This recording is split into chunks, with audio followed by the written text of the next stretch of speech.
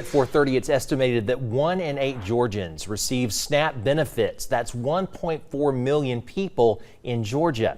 But the recently passed spending cuts SNAP benefits by $186 billion over the next 10 years. That raises the question, will it be possible for food pantries to make up for that loss? WALB News 10 Sydney Rainwater is getting answers on the efforts to fight hunger in Georgia. 1 in every 5 children in Georgia experiences food insecurity.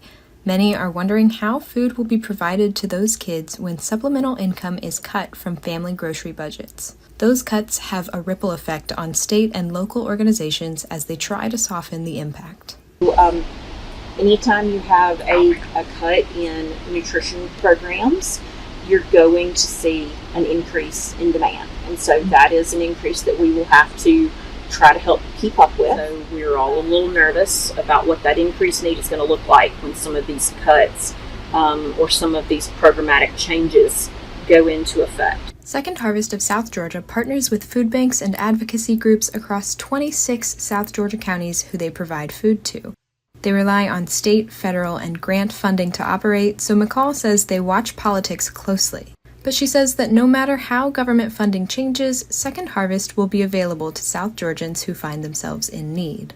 Everybody needs help at some point, and most Americans are one thing away from needing food assistance. They're one job loss, one hurricane, one illness, one a car accident or a major car repair. Things happen. People need help sometimes.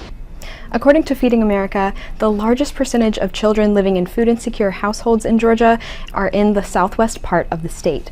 Terrell County is at 40%, Stewart County at 39%, with Randolph and Dougherty counties each at about 38%.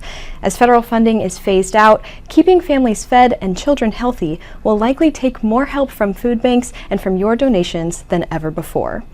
This is Sydney Rainwater with WALB News 10, your hometown news source.